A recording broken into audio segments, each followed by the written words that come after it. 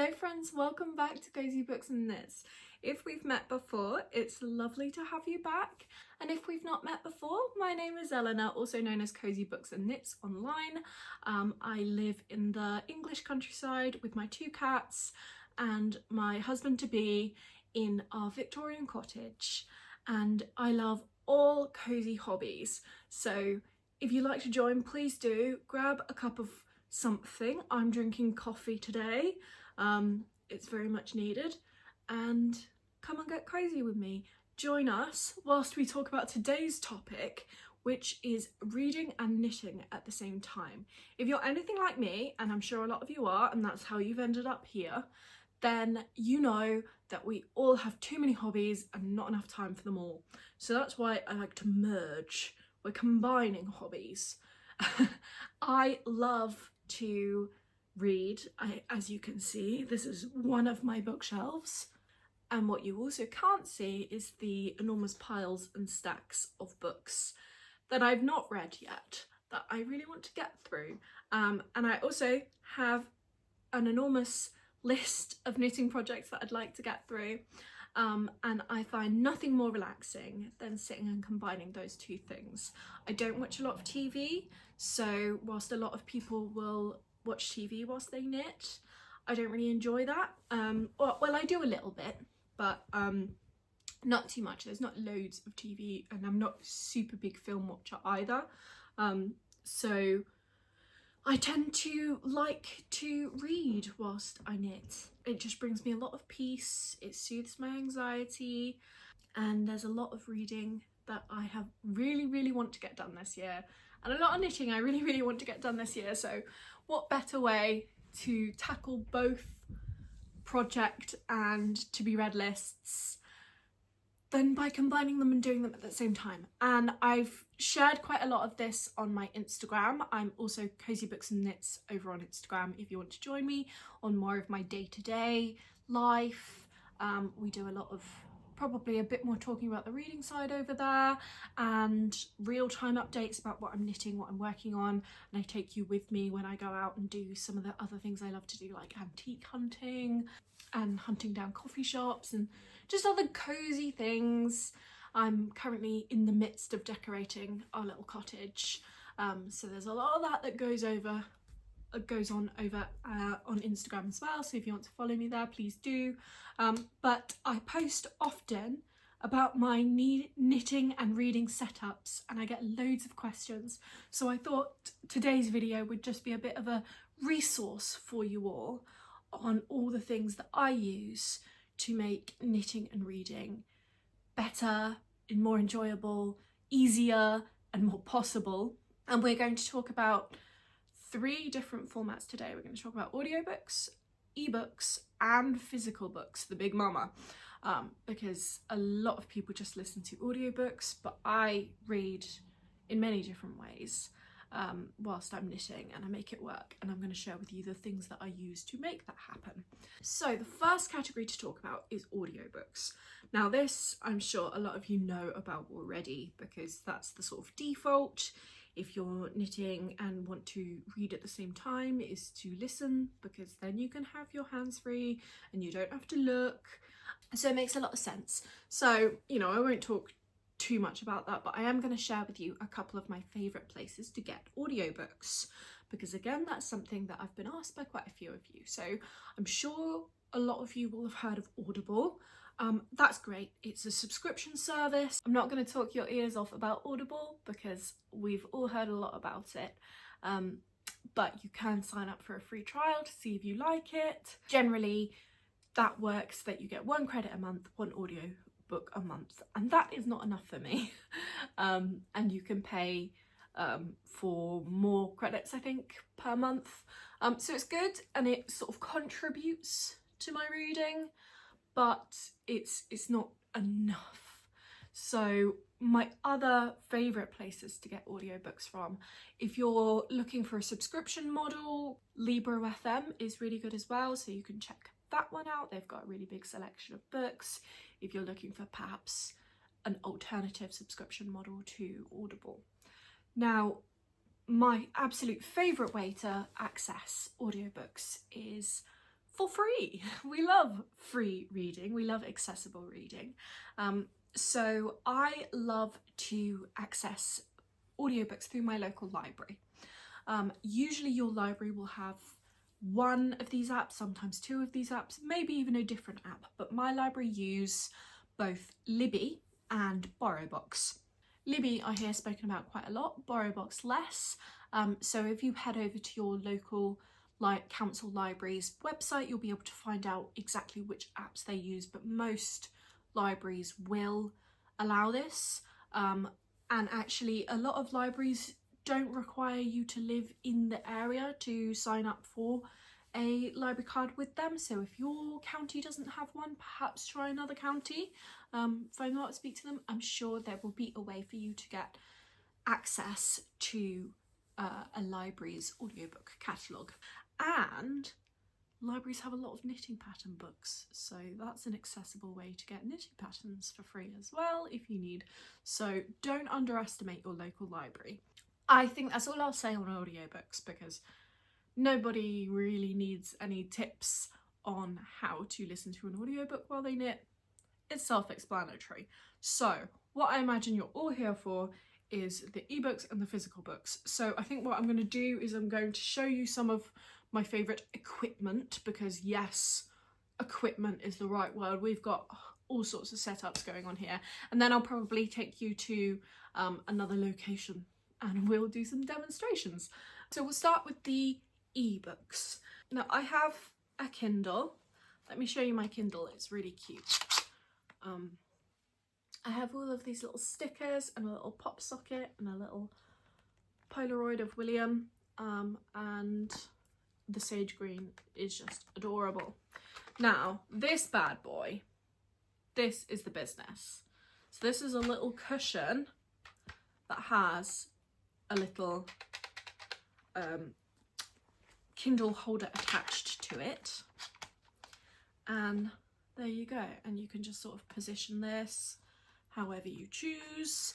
I prefer this with the stand over a gooseneck one, but this is the the gooseneck.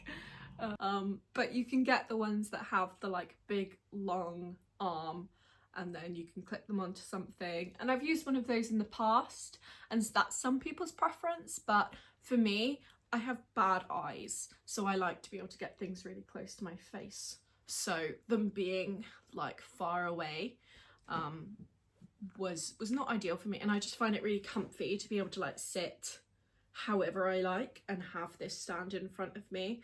It's really nice in bed, because I would always find it in bed that I would have to position it in a certain way, and then I could only lay in a certain way if I had the gooseneck one, whereas this one I can just plonk in front of me and then I can rotate it however I like, and it works really, really well for me. So this is my secret. And then I also have one of these little remote control page turner things. So everything I'm going to show you, I'm going to link down below. And then we have the little page turner. So what this is you clip it on the Kindle, and then you can just use the little remote control to control it. And obviously this you have to use your hand for. So I use it in a slightly unhinged way, which we'll get onto later. But that's great for if you're just reading in bed anyway and you want to be hands-free and snuggled up, because I'll snuggle up under the blankets and I can just have my little page turner and I can just click it and I can just be cozy. So that's great. So now I'm going to show you how I use those. Welcome to our second location. Through some magic we have transported to my dining room, which is far less colourful and exciting at the moment. But I'm here so I have a nice desk surface to show these things with you. You don't have to sit at a desk, but it does make things easier. So this is my dining table. And we are first going to talk about the Kindle. So this is fairly simple. I'll just have this in front of me like this, and I can just position it however I like. That works nicely. And then unless you are some sort of genius, which I am not, you'll probably want a fairly simple project to work on whilst you're reading, because you want something that you can do without looking. So I've got my storm sweater at the moment. So often I'll just knit on something stockinette if I want to absolutely fly whilst I'm reading. Or I will have something with a simple texture, just like ribbing or knits and pearls, which is what we've got going on here. So, I mean, this really is as simple as. So we'll have a little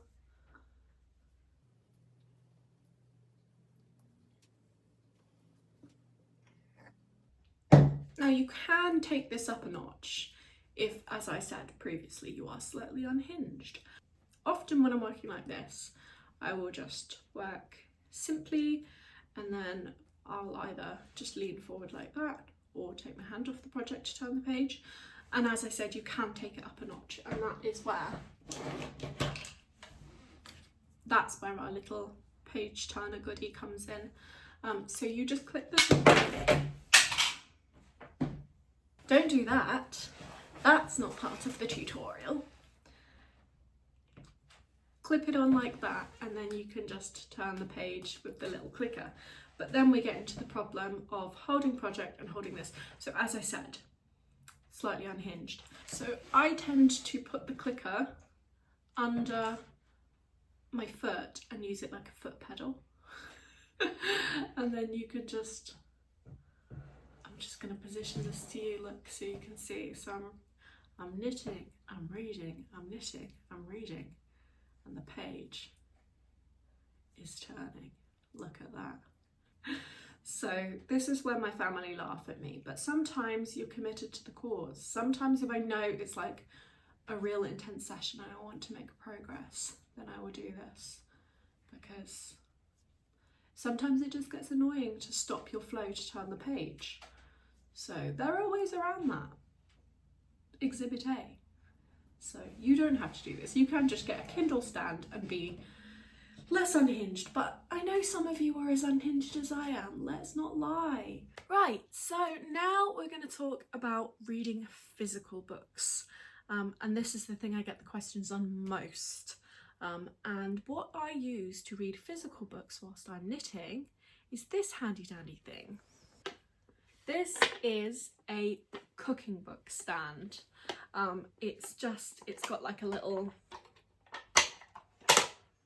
stand there that you can adjust and lean it up.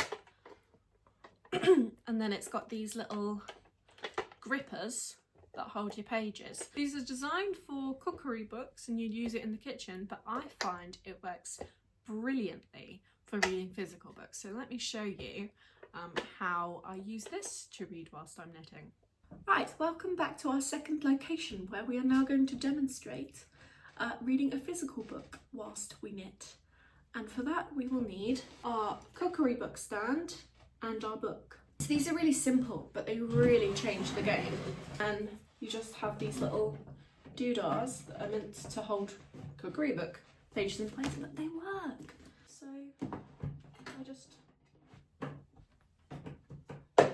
And this works for any size book, because you can use paperbacks. I mean, if you use very soft paperbacks, then it will crease the spine a bit because you're laying it quite flat. But for me, I'd rather have a creased spine and a comfortable reading experience than not be able to read something to keep my books pristine.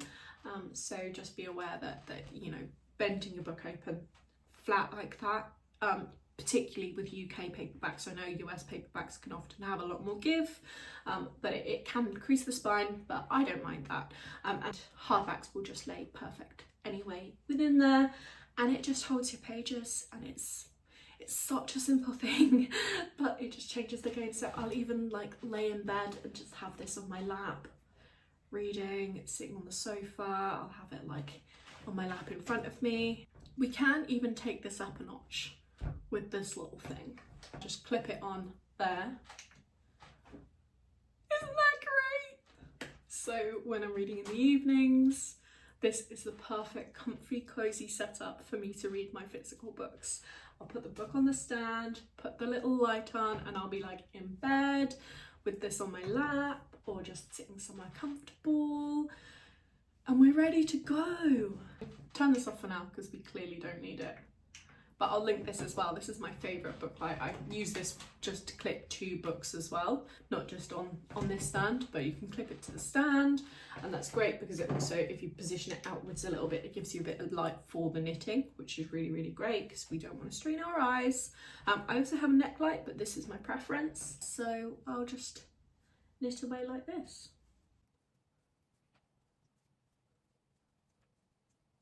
So when it comes time to turn the page, I'll just move this to the side, turn, and just hook it underneath that one, and then move that one back over. So when you turn the page, you don't even need to move both of them off, because this one I just lift slightly to get the new page underneath, and it's just really easy. Obviously it's a little bit more of a faff than just using the Kindle page turner, but I have such a wealth of unread physical books that I really wanted to find a way to read, and this works great. That's again why working on a simple project really helps, because if you stop to turn the page, you don't really get out of the flow or forget where you are in the pattern, because it's just a quick little stop, carry on. Love this. My family laugh at this setup because they're like, why do you need to be doing so many things at the same time? And I say, I don't know, ask my brain, but I do. And it just brings me a lot of joy to be, I mean, for me it is the same as watching TV whilst reading, is doing something I really enjoy whilst having that thing that occupies my brain so I can focus. And it just helps me focus on the books better, helps me read for longer periods of time, because I'm sort of sat and really occupied, and I've got something in my hands, so I'm not picking up my phone all the time, and it works really well.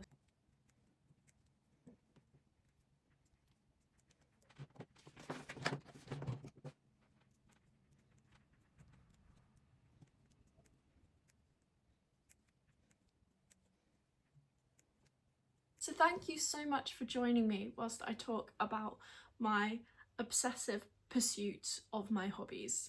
I'd absolutely love to hear if you use any of these tips, so please let me know in the comments, let me know over on Instagram. I would absolutely love to hear if you have any of your own tips. Please leave them in the comments below and we can just knowledge share. That would be great. And I'd also love to know what you're reading whilst you're knitting at the moment. Let me know what your current read is down below. Mine is Quicksilver by Callie Hart, and I'm also reading The Light in the Flame by Jennifer Armentrout because I have no chill. So thank you so much for joining me. It's been lovely to have you, and I will see you soon.